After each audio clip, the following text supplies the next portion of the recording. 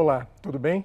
Vamos começar a disciplina de Química Geral. É uma disciplina que faz parte do 7º bimestre, assim como as outras disciplinas, e ela faz parte do ciclo básico, tendo como objetivo trabalhar conceitos fundamentais da disciplina Ciência para o ensino fundamental, e depois ela vai poder ser aprofundada, vai poder ser trabalhado também nas disciplinas que virão posteriormente, quando o aluno fizer a opção dele, ou por habilitação em Química, ou pelas outras habilitações. Então, inicialmente, eu gostaria de mostrar para vocês qual é o objetivo dessa disciplina. Vamos dar uma olhadinha no quadro. Como vocês podem ver no quadro, a gente tem os objetivos da disciplina, que seria apresentar os conceitos fundamentais da disciplina Química, que dizem respeito à estrutura da matéria e suas transformações. Bom, dentro desse processo de transformações, a gente também vai entender, ou vai tentar buscar entender, quais são as energias que estão envolvidas, que vão facilitar com que esse processo aconteça ou não, podendo ser um processo espontâneo, podendo ser um processo não espontâneo. Eu vou apresentar para vocês também quais são os conteúdos, de que forma a disciplina está estruturada. Vamos dar uma olhadinha no quadro.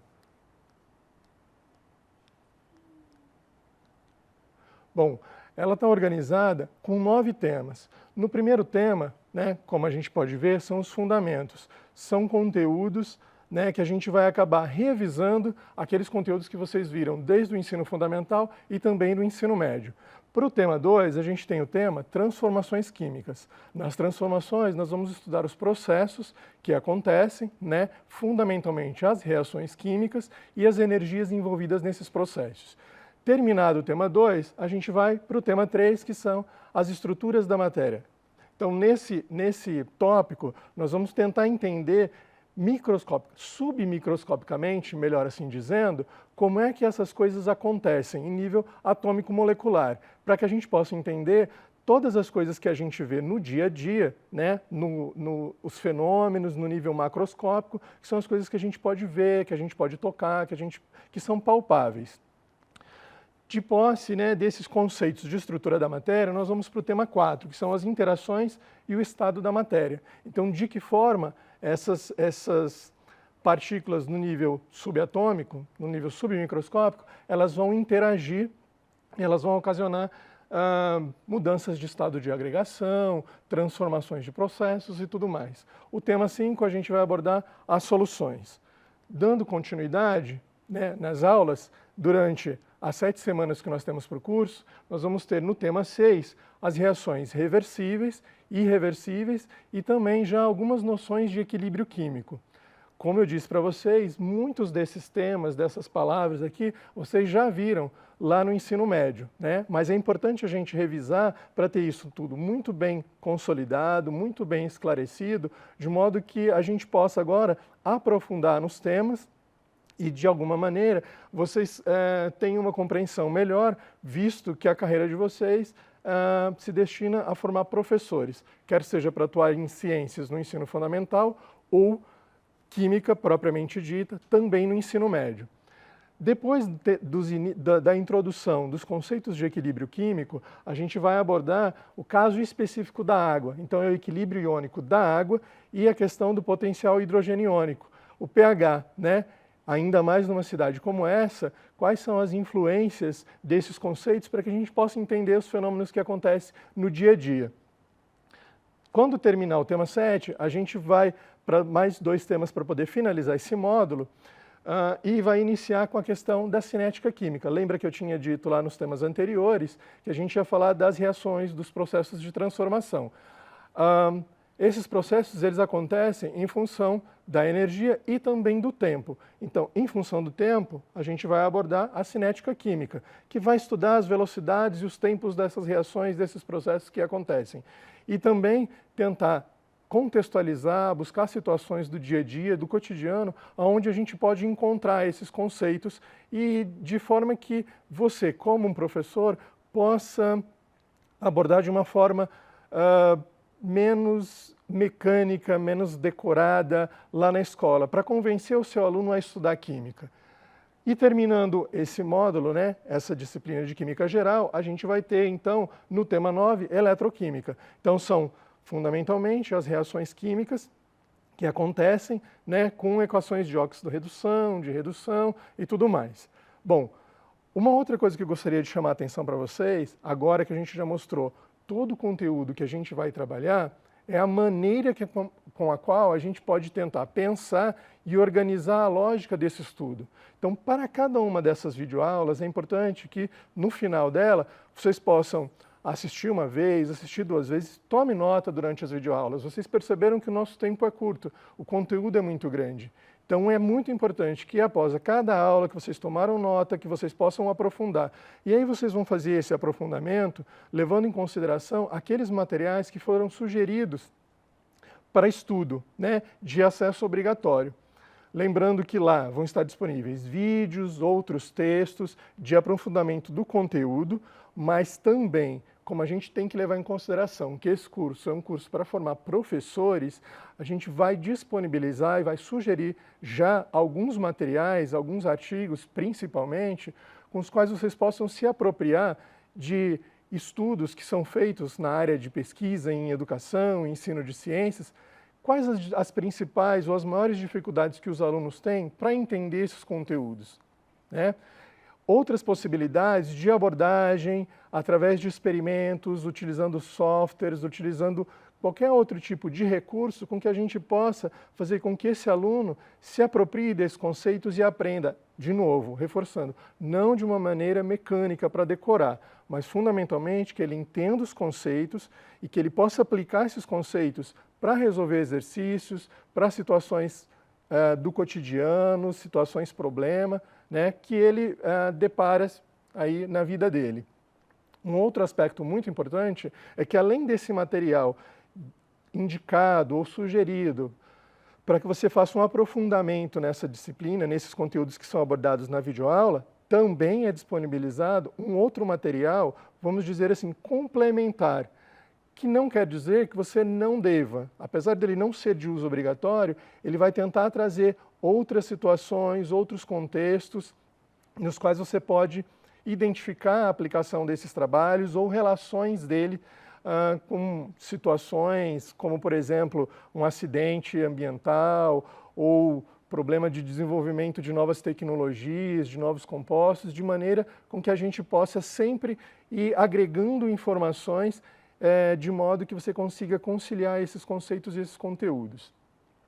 Bom, um outro aspecto que eu gostaria de chamar a atenção para vocês, chamar a atenção de vocês, é como é que a gente pode pensar, então, a química? A gente vai ter uma série de termos que no dia a dia, no cotidiano, eles são utilizados.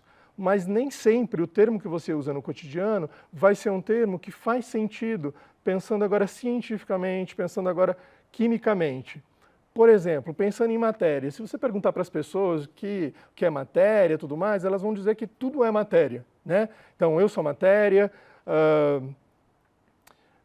esse material aqui do púlpito é matéria, do nosso telão também é matéria, e aí elas vão quase que usar como sinônimos substância, substância igual matéria, né? Mas pensando agora quimicamente, por isso que eu chamei a atenção, de entender os conceitos e não apenas reproduzir ou fazer exercícios de fixação, é que agora a gente vai ter alguns termos que têm significados diferentes. Vamos pegar um exemplo de algumas disciplinas com as quais vocês já estudaram nesse curso. O que significa a palavra vetor? Vetor em matemática ou em física está relacionado com direção, com orientação. Quando a gente pensa em vetor, já no caso da biologia, a gente está pensando num agente transmissor de uma doença. Então, cada uma das palavras elas vão ter significados diferentes dependendo do contexto. E nas ciências da natureza, assim também a gente vai encontrar esse tipo de situação. Então, não é nada difícil de se imaginar que, pensando na disciplina química, a gente tem uma linguagem própria, né? Uma maneira de se expressar, uma maneira de falar sobre química, de poder se comunicar os conteúdos e os conceitos dessa disciplina. Então, uma maneira muito bacana da gente entender como é que essa química se organiza, como é que esse pensamento se organiza, é levando em consideração esse triângulo aqui, onde a gente tem cada um dos vértices deles, alguns campos. Alguns autores vão chamar de níveis, outros autores vão chamar de modos de lidar com a disciplina da química. Então, vamos começar pela parte de cima do nosso triângulo, que seria o modo ou o nível macroscópico. Nesse modo e nesse nível, a gente tem tudo que a gente vê, que a gente toca, que a gente pode palpar, né? É o nível mais dos fenômenos fenomenológico. Na outra ponta desse triângulo, a gente tem o submicroscópico, que é entender, a partir de um modelo atômico, como essas coisas acontecem no nível atômico molecular. Submicroscópico, são coisas que a gente não vê, vamos dizer assim, o que acontece no mundo invisível. Agora, como é que a gente pode relacionar o mundo macroscópico, isso que a gente toca, que a gente vê, né, com esse nível submicroscópico que é invisível? A gente vai fazer a utilização desse recurso, desse subsídio, que é o nível representacional simbólico, ou seja, a gente vai conseguir relacionar o que a gente vê com o que a gente não vê através da linguagem, através de símbolos, equações, estruturas, representações. Então, para ter um melhor entendimento da disciplina de Química, se a gente tentar organizar o pensamento baseado nessa sugestão, né, de levar em consideração esses diferentes níveis, esses diferentes modos, de articular o macroscópico com o submicroscópico e com o simbólico, a gente pode ter um melhor entendimento, um melhor aproveitamento disso. E aí a disciplina de Química para de ser uma disciplina chata, uma disciplina que só serve para passar no vestibular, que não tem aplicação no dia a dia, que a gente não consegue ver relação. A gente consegue aprender de uma maneira mais prazerosa, muito mais fácil. Vamos dar uma olhadinha no próximo slide. Então, o que a gente gostaria de chamar a atenção em relação a essa questão de ter uma linguagem propriamente específica da química é que a todo tempo a gente vai precisar fazer uso das representações. Olhando aqui no quadro, vamos ver o que a gente tem. A gente tem algumas representações, por exemplo, de orbitais. Vamos lá, os orbitais eles não existem.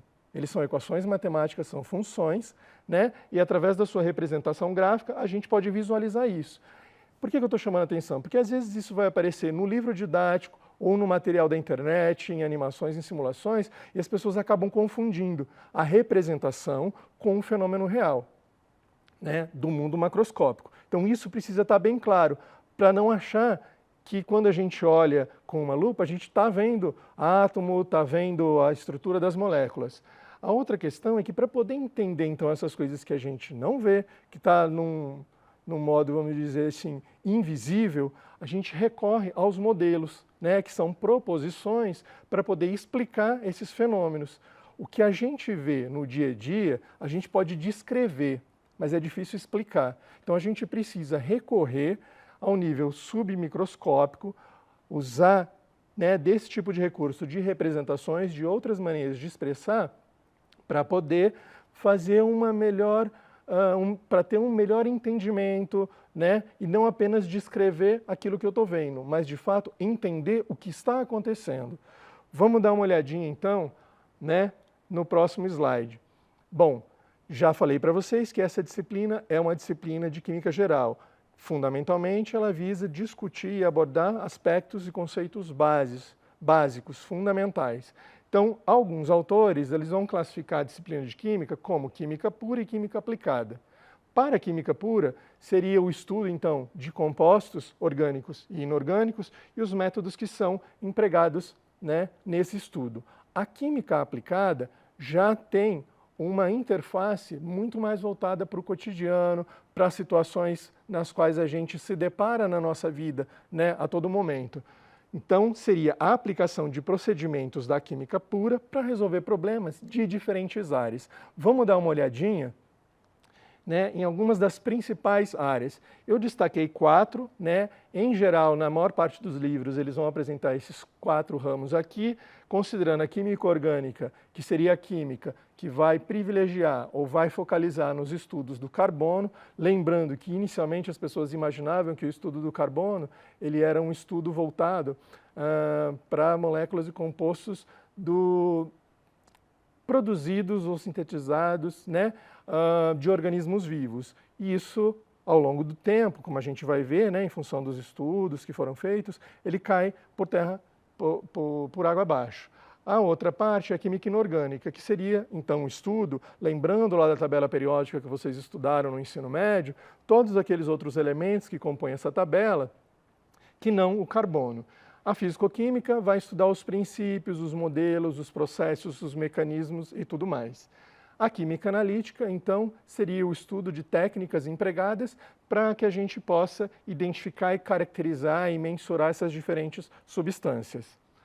Vamos dar uma olhadinha, então, em outros ramos voltados para a química aplicada, que são interfaces, então, dos conceitos de química voltados para estudo dos seres vivos, a gente tem a química farmacêutica, a gente pode ter o desenvolvimento de novos fármacos, de novos medicamentos numa interface da química com a medicina e teria o campo da química medicinal. A gente também tem o desenvolvimento de novos materiais, né? A cada dia a gente vê aí novas descobertas, que seria a aplicação desses conceitos no desenvolvimento de novos compostos, de novos materiais.